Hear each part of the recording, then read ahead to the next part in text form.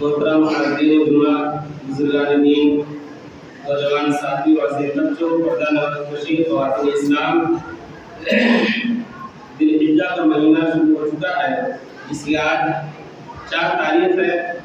خطبہ مسنونہ کے بعد آپ کے سامنے جو آیت کریمہ پیش کی گئی ہے، اللہ رب العزت نے اس آیت کریمہ میں قربانی کے مقصد کو بیان کیا۔ ارشاد فرمایا وَلَن يَنَالَ اللَّهَ لُحُومُهَا وَلَا دِمَاؤُهَا وَلَٰكِن يَنَالُهُ التَّقْوَىٰ مِنكُمْ کہ لوگوں، ہم اور آپ جو قربانی کرتے ہیں، نہ تو اس کا گوشت اور نہ اس کا خون اللہ رب العالمین کے نزدیک پہنچتا ہے، بلکہ اللہ رب العالمین ہمارے اور آپ کے تقویٰ کو دیکھتا ہے۔ اس آیت کریمہ کو ذہن میں رکھیں اور آگے جو باتیں آئیں گی انہیں غور سے سنیں۔ سب سے پہلے ہم یہ جانیں کہ قربانی کیا ہے۔ جمہور علماء نے لکھا ہے کہ قربانی کرنا یہ سنت موقرہ ہے، قربانی کی تاکید آئی ہے۔ اللہ رب العزت نے قرآن کریم میں ارشاد فرمایا کہ قل ان صلاتی و نسکی و محیای و مماتی للہ رب العالمین۔ اے نبی اکرم صلی اللہ علیہ وسلم، آپ اپنی زبان پاک سے یہ فرما دیجئے قل ان صلاتی کہ بے شک یہ میری نماز، قل ان صلاتی و نسکی اور میری قربانی، و محیای و مماتی للہ رب العالمین کہ میرا مرنا اور میرا جینا اللہ رب العالمین کے لیے ہے۔ میری نماز، میری زندگی، میرا مرنا اور میرا جینا، میرا قربانی کرنا سب کے سب اللہ رب العالمین کے لیے محض اور خاص ہے۔ اس کے بعد اللہ نے فرمایا اِنَّا أَعْطَيْنَاكَ الْكَوْثَرَ فَصَلِّ لِرَبِّكَ وَانْحَرْ کہ بے شک ہم نے نبی اکرم صلی اللہ علیہ وسلم کو اِنَّا أَعْطَيْنَاكَ الْكَوْثَرَ کہ خیر کثیر سے نوازا ہے۔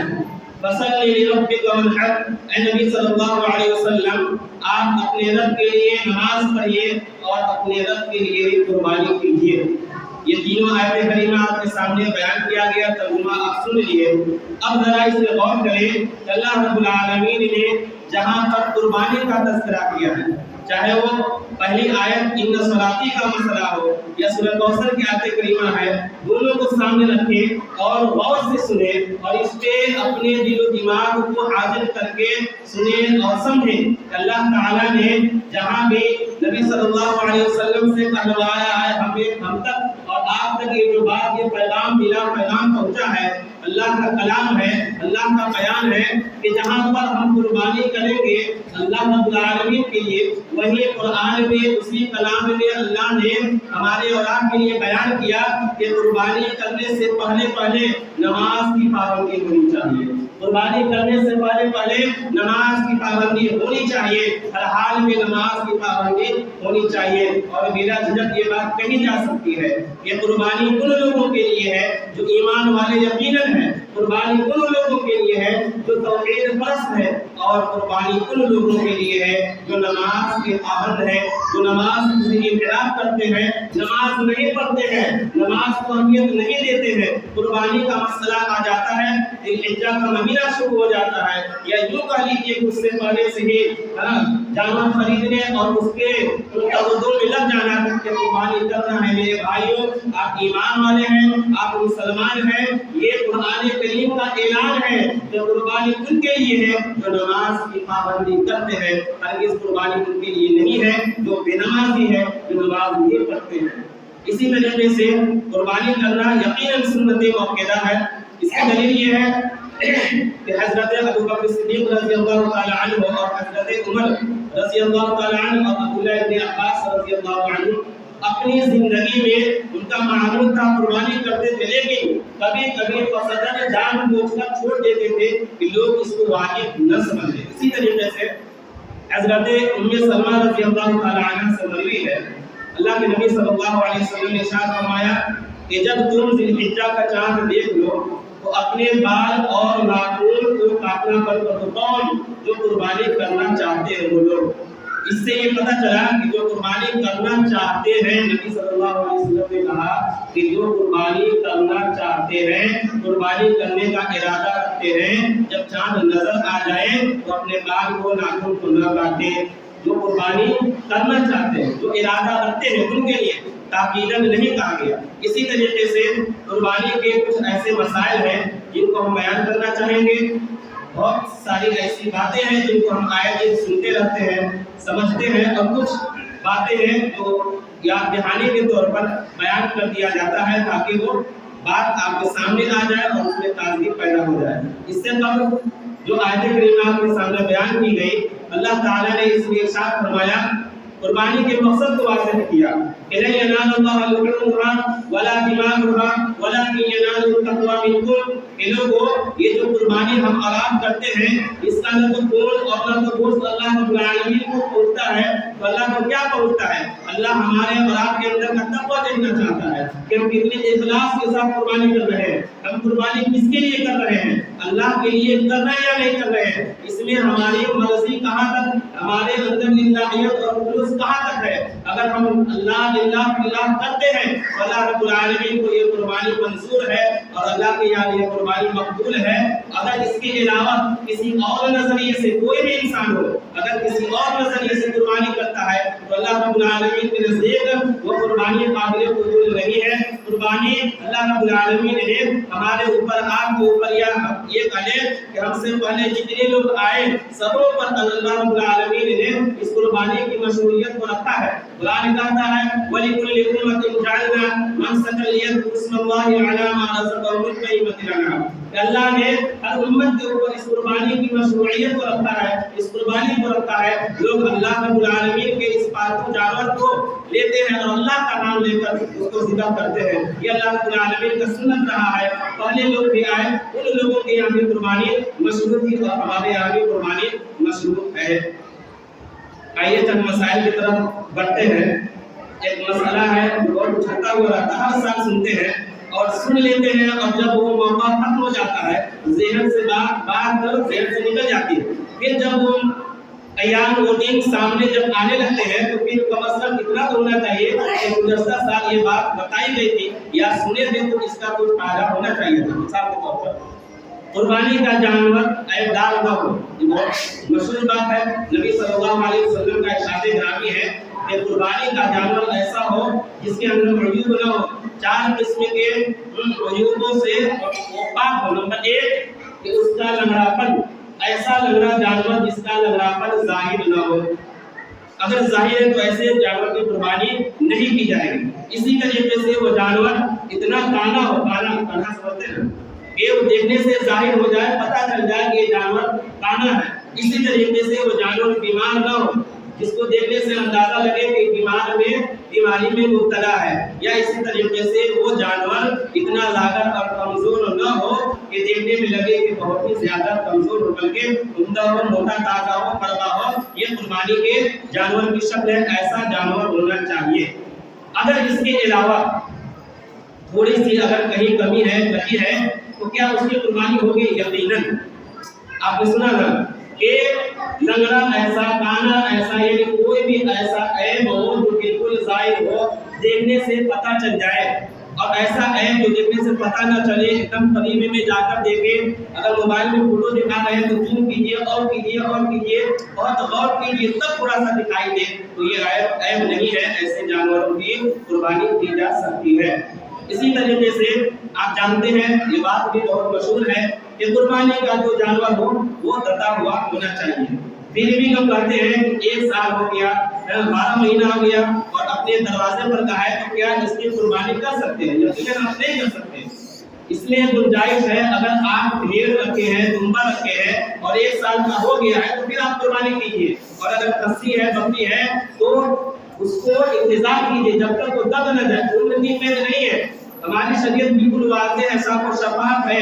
अलामत ये बताई गई, एक छोटा सा बच्चा भी देखकर पहचान ले। अल्लाह के नबी ने क्या कहा? ला तज़बह इल्ला मुसिन्ना, एक जानवर की कुर्बानी न करो, उसको ज़बह न करो जो दता हुआ न हो। दता हुआ होना शर्त है। अब ये बिल्कुल वाज़ेह बात है। आगे का जो दांत है, वो वाला दांत वो टूट जाए, उसके बाद जो दांत जमे उसको दता हुआ कहते हैं। अगर ऐसा है तो फिर ठीक है, और अगर ऐसा नहीं है, वो 1 साल का हो गया या उससे ज्यादा हो गया और दता नहीं है, तो फिर उसकी कुर्बानी नहीं कर सकते हैं, चाहे वो खरीद कर लाए हो तब या अपने दरवाजे पर का हो तब भी।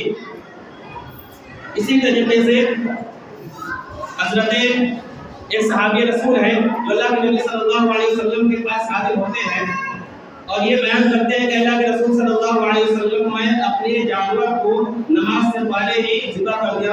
कुर्बानी कर दिया।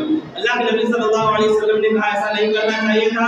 जो लोग ईद बकरीद की नमाज से पहले कुर्बानी करते हैं गोया कि कुर्बानी नहीं महज अपने गोश्त के खाने के लिए इंतजाम करते हैं, लिहाजा नमाज के बाद कुर्बानी होनी चाहिए। उन्होंने पहले कर दिया। अल्लाह के नबी सल्लल्लाहु अलैहि वसल्लम से पूछा, अल्लाह के नबी ने कहा कि आपके पास, उन्होंने कहा कि मेरे पास दूसरा है लेकिन कटा हुआ नहीं है। तो अल्लाह के नबी ने खुसूसियत के साथ उस साहबे रसूल से कहा कि आप इसकी कुर्बानी कर सकते हैं, आपके अलावा किसी के लिए जायज नहीं होगा। ये उनके साथ खास था, हमारे और आपके साथ ये मसला नहीं है। इसी तरीके से एक घर में चाहे कितने अफराद हो, अगर एक घर है उसमें अब्बू है, अम्मी है, भाई है, भौजाई है, बहन वगैरह 10 हो, 15 हो, 12 हो, सब ज्वाइंट फैमिली है तो एक जानवर सबों की तरफ से काफी होगा। लेकिन अगर एक घर है, रहना सहना खाना पीना अलग हो रहा है, बड़ा भाई अलग है, छोटा अलग है, अब्बू अलग है, तो फिर वो एक अपने आप को शामिल नहीं कर सकता है। इसलिए उनकी अपनी जो जिंदगी गुजर रही है, खर्चे हर एक है, रहने का मकान एक है, लेकिन उनकी अपनी जिंदगी का निजाम उन्होंने अपना अलग बनाया है। खाना उनका अलग होता है, कपड़ा उनका अलग होता है, खर्च का निजाम वो खुद खाते हैं, वो बाज़ाब्ते खुद अपना जिम्मेदार है, लिहाजा वो अपना जानवर खुद करे। और अगर इस्तेताअत नहीं है तो फिर उसका मसला अलग है। इसी तरीके से एक मसला जो बहुत सुलझता हुआ है, और हर साल आप जब घूमेंगे मोहल्ले में तो लोग पूछते हैं कि मैयत की तरफ से कुर्बानी कर सकते हैं कि नहीं। मेरे भाई, मैयत की तरफ से कुर्बानी करना जायज नहीं है, मैयत की तरफ से कुर्बानी नहीं किया जाएगा। जो लोग जिंदा है उनकी तरफ से कुर्बानी कीजिए। इसकी 3 सूरतें बनती है। कुछ लोग यूं कहते हैं कि मुतलक मैयत की तरफ से कुर्बानी कर सकते हैं, गौर से सुनिए जरा, कि मुतलक मैयत की तरफ से कुर्बानी कर सकते हैं। नंबर 2 कि उनको अपने साथ शामिल कर सकते हैं, समझ रहे ना, अपने साथ शामिल करके जानवर उसी में अपने आप में शामिल करिए। उनको दादा दादी को जो लोग दुनिया से गुजर चुके हैं, और एक ये भी नहीं उनके लिए अलग से जानवर लाए या कुछ हिस्सा मुख्तस करें और उसको करके उसका गोश्त आप तकसीम कर दें। ये मसला है। और इसमें इख्तिलाफ इसलिए कि नबी सल्लल्लाहु अलैहि वसल्लम के ज़माने में मैयत की तरफ से कुर्बानी नहीं किया गया, सहाबा किराम ने नहीं किया। आप देखिए जरा, आप सल्लल्लाहु अलैहि वसल्लम की जिंदगी में आपकी सबसे चहेती बीवी हज़रत खदीजा रज़ियल्लाहु तआला अन्हा इंतकाल कर गई। आप सल्लल्लाहु अलैहि वसल्लम कभी भी अपनी बीवी की तरफ से कुर्बानी नहीं किया। आपकी जिंदगी में आपकी लफ्ज़े जिगर उम्मे सलमा इंतकाल कर गई, रुकैया, ज़ैनब। इसी तरीके से आप लड़का इब्राहिम आपके को भी इंतकाल कर दिया, लेकिन आप सल्लल्लाहु अलैहि वसल्लम ने उनकी तरफ से कुर्बानी नहीं किया। हाँ, आप सल्लल्लाहु अलैहि वसल्लम ने अपनी तरफ से, अपने आल की तरफ से, अपनी उम्मत की तरफ से कुर्बानी किया है, लेकिन ये नबी सल्लल्लाहु अलैहि वसल्लम के लिए खास था। वो कैसे? जैसे कि अभी आपने सुना कि उस सहाबे रसूल जिसको अल्लाह के नबी ने हुक्म दिया कि आप कुर्बानी कर सकते हैं, इसलिए कि आप पहले कर लिए हैं, अब आपके अलावा कोई दूसरा नहीं कर सकता है। कुछ ऐसी बातें और ऐसा मसला है जो नबी सल्लल्लाहु अलैहि वसल्लम के साथ खास हो, या फिर आपने जिनसे कहा हो। मिसाल के तौर पर ज़ुबैर इब्न अव्वाम रज़ियल्लाहु ताला अन्हु सहाबे रसूल हैं। आप जानते हैं कि मर्द के लिए रेशम का लिबास पहनना हराम है, लेकिन अल्लाह के नबी ने किसी मौके पर उनसे कहा था कि आप पहन सकते हैं, है ना, तो उनके लिए खास था। लिहाजा मैयत की तरफ से कुर्बानी करना जायज नहीं है। इसी तरीके से कुछ लोग जो अपने आप को तालीम याफ्ता मॉडल समझते हैं, बहुत अजीब सी बात लगती है कि कुर्बानी का मेरे भाई बदल नहीं है, कुर्बानी का बदल नहीं है। ये बात आती है सामने कि कुर्बानी में एक जानवर रख के काफी है, नीयत दूर करने की क्या जरूरत है? जब पूरे घर वालों की तरफ से एक कुर्बानी हो ही गया तो 2 जानवर क्यों लाए? उसका पैसा किसी गरीब यतीम लाचार मजदूर फकीर में क्यों नहीं देने? मेरे भाइयों, ऐसा करना जायज नहीं आपके लिए। अगर अल्लाह ने आपको नवाजा है, इस्तेताअत है, तो आप 2 कीजिए, 4 कीजिए, उसका बदल। ये ज़हन में बात कहाँ से आ गई? ये किनकी तालीम है? आप देख सकते हैं नबी सल्लल्लाहु अलैहि वसल्लम ने हज के मौके पर 100 ऊँट की कुर्बानी की थी। इसी तरीके से सहाबा किराम की जिंदगी को देखिए, जब जैसा इनके साथ मामला था वैसा क्या करते थे। अगर ये काम और ये हमदर्दी और खैरखाई आपके अंदर है क्या? नबी सल्लल्लाहु अलैहि वसल्लम से ज्यादा आपके अंदर खैरखाई है, आप हमदर्द हैं दूसरों के, सहाबा किराम से ज्यादा है? नहीं है। तो फिर ये चीज और दिनों में लागू कीजिए ना। ये चीज दूसरों की मदद करना बहुत अच्छी बात है, यकीनन बहुत अच्छी बात है, लेकिन सिर्फ कुर्बानी के मौके पर ये बात सुनी सुनाई और ये कहना कि एक जानवर जब काफी है तो 2-3 क्यों करें? यकीनन ये बहुत दुख वाली बात है, दर्द और तकलीफ होती है, ऐसी बात नहीं होनी चाहिए। ये कुर्बानी क्या है? अल्लाह रब्बुल आलमीन का एक आतिया तोहफा है। अल्लाह नवाजता है, अपने बंदों को तो इम्तिहान लेता है। वहाँ बाप अपने बेटे के ऊपर छुरी चला दिया ना। देखे हजरत इब्राहिम अलैहिस्सलाम और इस्माइल अलैहिस्सलाम के वाक़े को सामने रखे, वहाँ पे क्या मतलब था? मतलब ये था कि हमारी रजा के लिए, हमारे राह में औलाद को, माल को, जान को जब जितनी जिंदगी में जरूरत पड़े, मुसलमानों के लिए अल्लाह का ये मुतालबा है कि अल्लाह के रास्ते में, अल्लाह के कौल करार पर जब जहाँ जिस चीज़ की जरूरत पड़े कुर्बानी देने के लिए तैयार हो जाए। ये कुर्बानी का मकसद और मतलूब है।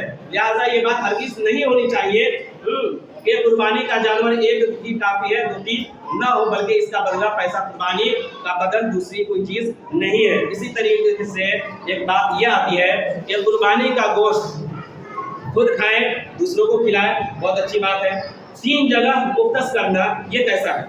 तो मेरे भाई, वक्त और हालात के एतबार से आप खुद अपने बारे में ज़्यादा समझते हैं। मिसाल के तौर पर एक घर ऐसा है जिसमें एक जानवर हुआ है और उसमें अफराद ज़्यादा है, 10 है, 12 है। अब अगर वो 15 किलो का तस्ला है, गौर करेंगे आप, और 3 जगह मुख्तस कर दिया, अब उसके अपने हिस्से में 5 किलो आया और 2 हिस्सा निकल गया। अब सूरत हाल जब ये बन गई, 12 आदमी है, 5 किलो उसके यहाँ बच गया, तो उनको ऐसा महसूस नहीं होगा कि ये कुर्बानी के इनाम है। आम दिनों की तरह 2-4 गुटियाँ जो है उनके बच्चों को मिल जाएगा और उसी को वो इत्तेफाक कर लेंगे। लिहाजा ऐसी जब सूरत हो तो उसमें अपने आप में अपने बच्चों को ज़्यादा से ज़्यादा खाना खिलाना है। इसी तरीके से फिर एक ऐसा वो घर जिसमें 2 कुर्बानी है, मालदार है, आदमी कम है, अगर वो आदमी अपने गोश्त को 3 जगह मुख्तस कर देता है तो फिर उनके यहाँ गोश्त ज़्यादा हो जाएंगे और खाने वाले अफराद कम होंगे। तो उनको ये चाहिए कि कम रखें, ज़्यादा तकसीम करें।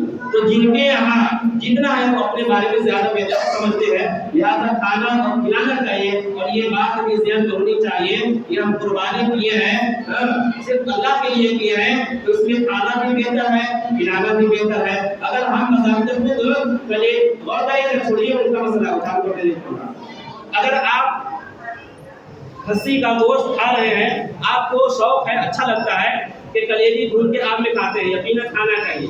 ये भी चीज़ है, अल्लाह ने ये नेमत इसलिए भी दी है कि आप भरपूर खाइए, इसमें कोई शक नहीं है। लेकिन ज़रा उन लोगों की भी नज़र रखें जो अगल बगल में है, पड़ोस में है, उनके यहाँ कुर्बानी नहीं है। सब लोग अगर कलेजी अपने पास रख लें, सीने की रोटी अपने पास रख लें, जो उनका गोश्त माना जाता है उसको अगर अपने पास ही रख ले तो फिर उन लोगों के पास वो चीज़ें नहीं पहुँच पाएंगी। लिहाजा ज़रूरत इस बात की है कि हम जिस चीज़ को अच्छा और उम्दा मानते हैं उसको क्या करें, खुद भी खाएं और दूसरों को भी खिलाएं।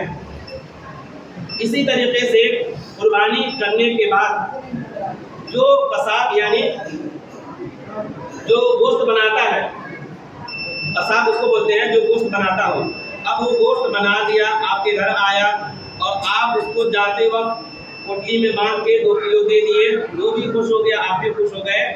ऐसा करना। उजरत पर गोश्त देना, कसाब को जो गोश्त बनाते हैं उसको क्या बोलते हैं? कसाई। कसाब कसाई है। तो कसाई को उजरत के तौर पर गोश्त देना ये जायज़ नहीं है। आप उसको देना चाहते हैं तोहफा के तौर पे दे सकते हैं। कुछ तोहफा में और उजरत में फ़र्क है। उजरत का मतलब ये हुआ अगर वो 500 रुपया मुख्तस किया या 1000 तो आप उसको इसी एतबार से देंगे। और तोहफा का मतलब ये है कि हमदर्दी है, गाँव समाज का है, आया है, 500 रुपया दिए, ऊपर से थोड़ा दिए, मिले बाहर जाओ खाओ पियो और आराम करो। ये चीज़ है, ये दोनों फर्क है। उजरत के तौर पर मजदूर को गोश्त देना जायज़ नहीं है और तोहफा के तौर पर देना जायज़ है। इसी तरीके से कुर्बानी के खाल से खुद फायदा नहीं उठा सकते हैं। कुर्बानी का खाल है उसको क्या कीजिए कि बैतुल माल में जमा कर दीजिए, इमारत में जमा कीजिए। अगर खुद रखना चाहते हैं तो उसकी कीमत जो है किसी मदरसे में, यतीम में, लाचार में उसको दे सकते हैं। ये उनका हक है, आपका हक नहीं है। और एक बात, कर्ज लेकर कुर्बानी कर सकते हैं या नहीं कर सकते हैं, तो इसकी 2 सूरत बनती है।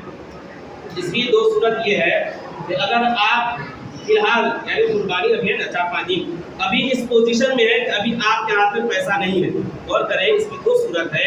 एक सूरत ये है कि इस वक्त फिलहाल आपके पास इतनी रकम नहीं है कि आप 15,000 का माल ला सके या 10,000 का वगैरह, लेकिन अल्लाह ने आपको नवाजा है, आपको उम्मीद है, कारोबार के जरिए किसी भी दूसरे नहीं है, आपको उम्मीद है दूसरे अपने मुर्दे अय्याम में ज़िंदगी में दूसरा काम पड़ता है, आप आसानी के साथ लेकर करते हैं।